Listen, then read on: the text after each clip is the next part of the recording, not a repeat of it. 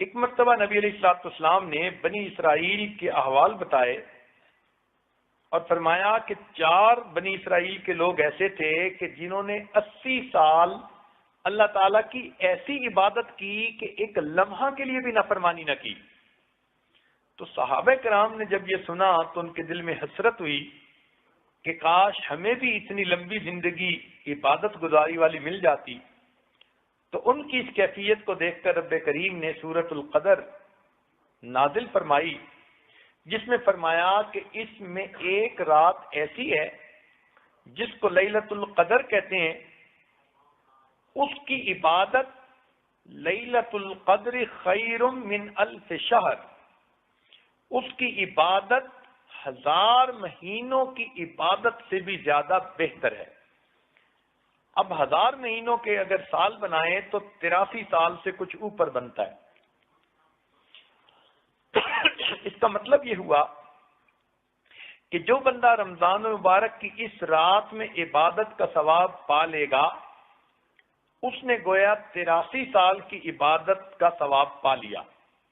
اب آج کل ہماری اوسط عمریں، ایوریج عمریں 60 اور 70 کے درمیان ہیں، 80 تک تو مشکل سے ہی لوگ پہنچتے ہیں۔ تو گویا ایک رات کی عبادت ایک طرف اور ساری زندگی کی عبادت ایک طرف ہے۔ تو جب اتنا خاص معاملہ ہے تو ہر مومن کے دل میں یہ تڑپ ہونی چاہیے کہ ہمیں لیلۃ القدر میں ثواب عبادت کرنے کا نصیب ہو جائے۔ یہ کون سی رات ہے اس کے بارے میں ہمیں نہیں معلوم، مگر حدیث پاک میں کچھ اشارے کر دیے گئے ہیں۔ ایک تو یہ فرمایا گیا کہ یہ سال کی کوئی رات ہو سکتی ہے، دوسرا فرمایا کہ یہ رمضان المبارک کی رات ہوتی ہے، تیسری جگہ فرمایا کہ رمضان مبارک کے آخری 10 دنوں میں سے کوئی رات ہوتی ہے، اور ایک حدیث پاک میں فرمایا گیا کہ آخری 10 دنوں میں سے جو طاق عدد ہیں وہ رات ہوتی ہے، یعنی 21، 23، 25، 27، 29 ان میں سے کوئی رات ہوتی ہے۔ زیادہ روایتیں اسی کی ہیں۔ اب اس عشرہ میں لیلۃ القدر کو تلاش کرنے کے لیے اعتکاف بیٹھتے ہیں، اس لیے معتکف ہر رات میں قیام اللیل کریں تاکہ ان کو لیلۃ القدر میں قیام کا ثواب نصیب ہو جائے۔ اب یہ رات کون سی ہے اس بارے میں ہم کچھ نہیں کہہ سکتے، تاہم بزرگوں نے کہا کہ اللہ رب العزت کو 7 کا عدد پسند ہے۔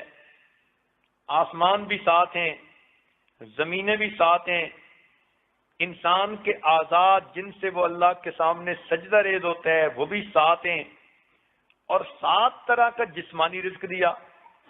فَأَنبَتْنَا فِيهَا حَبًّا وَعِنَبًا وَقَضْبًا وَزَيْتُونًا وَنَخْلًا وَحَدَائِقَ غُلْبًا۔